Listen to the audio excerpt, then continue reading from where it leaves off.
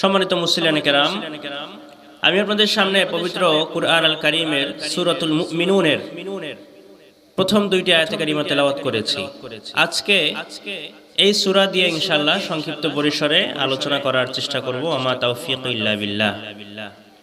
সূরার নাম সূরাতুল মুমিনুন। কি নাম? একটু কষ্ট করে আওয়াজ করতে হবে, ঠিক আছে? একটু উত্তর দিবেন কষ্ট করে। আর এদিকে আমার দিকে ফোকাস দেন, আমার দিকে তাকান। যদি সামান্য কিছু আপনারা নিয়ে যেতে পারেন, সামান্য কিছু শিখতে পারেন, আমি মনে করব যে আমার এখানে আলোচনা করা, এখানে বসাটা সার্থক হবে। সূরার নাম সূরাতুল মুমিনুন। কি নাম? মুমিনুন। মুমিনুন মানে হচ্ছে ঈমানদারেরা। কারা? ঈমানদারেরা। আল্লাহ পাক রব্বুল আলামিন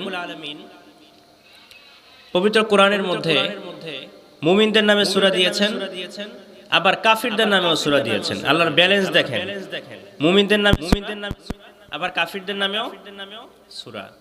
আবার একটা দল আছে যারা মুমিনও না কাফিরও না, এদের নাম কি? মুনাফিক। কি নাম? মুনাফিক। এরা দুই নৌকায় পা দিয়ে চলে, যখন যেই দিকে বৃষ্টি দেখে তখন সেই দিকে ছাতা ধরে, ঠিক কিনা বলেন? মুজাবজাবিন। এরা নেহি এধার নেহি ওধার, দরমিয়ান মে সদর বদর। এরা এদিকেও নাই ওদিকেও নাই, সুবিধাবাদী দল, ঠিক না? আল্লাহ এদের নামেও সূরা দিয়েছেন, সূরাতুল মুনাফিকুন। আল্লাহ পুরুষদের নামে সূরা দিয়েছেন, নারীদের নামে সূরা দিয়েছেন। স্থলভাগের সবচেয়ে বড় প্রাণী হাতির নামে আল্লাহ সূরা দিয়েছেন, সবচেয়ে ছোট্ট প্রাণী পিপিলিকার নামে আল্লাহ সূরা দিয়েছেন। সুবহানাল্লাহ পড়েন। এই সূরাটা আল্লাহ দিয়েছেন ঈমানদারদের নামে। আমরা সবাই ঈমানদার না? আলহামদুলিল্লাহ। ঈমানদারদের নামে আল্লাহ সূরা দিয়েছেন, আমাদের নামে সূরা দিয়েছেন। আসুন আমরা জানার চেষ্টা করি আল্লাহ আমাদের নামে যে সূরাটা দিলেন সেই সূরার মধ্যে কি বিষয় আল্লাহ আলোকপাত করেছেন।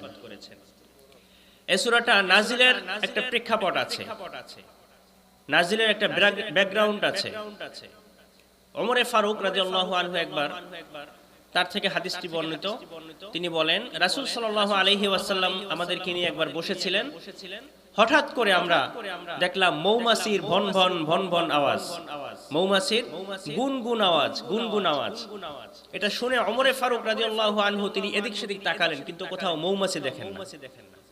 তখন তার আর বুঝতে বাকি নেই যে মৌমাছি না, বরং এটা আল্লাহ রাসূল সাল্লাল্লাহু আলাইহি ওয়াসাল্লামের উপরে ওহী নাজিল হচ্ছে। সুবহানাল্লাহ পড়েন। রাসূল সাল্লাল্লাহু আলাইহি ওয়াসাল্লামের উপরে কয়েকটা ধাপে ওহী নাজিল হতো। 60টা ধাপে হাদিসের মধ্যে এসেছে, 60টা ধাপে তার উপরে ওহী নাজিল হতো।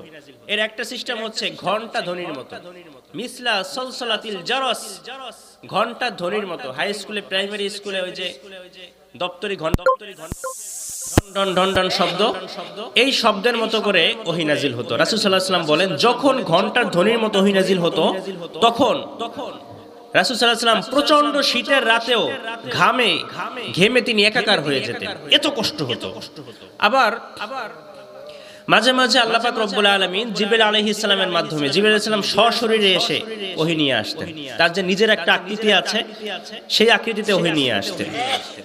আবার মাঝে মাঝে জিবরিল আলাইহিস সালাম মানুষের সুরতে, আমাদের মতো মানুষের বেশ ধরে রাসূল সাল্লাল্লাহু আলাইহি ওয়াসাল্লামের কাছে ওহী নিয়ে আসতেন। রাসূল সাল্লাল্লাহু আলাইহি ওয়াসাল্লাম বলতেন যখন জিবরাইল মানুষের সুরতে আমার কাছে ওহী নিয়ে আসতো, তখন এটা রিসিভ করতে আমার খুব সুবিধা হতো, কারণ মানুষ বলছে, মানুষ শুনছে, খুব সুবিধা হতো। আবার মাঝে মাঝে আল্লাহ পাক রব্বুল আলামিন মিন ওয়ারাইল হিজাব, পর্দার অন্তরাল থেকে আল্লাহ ওহী পাঠিয়ে দিতেন।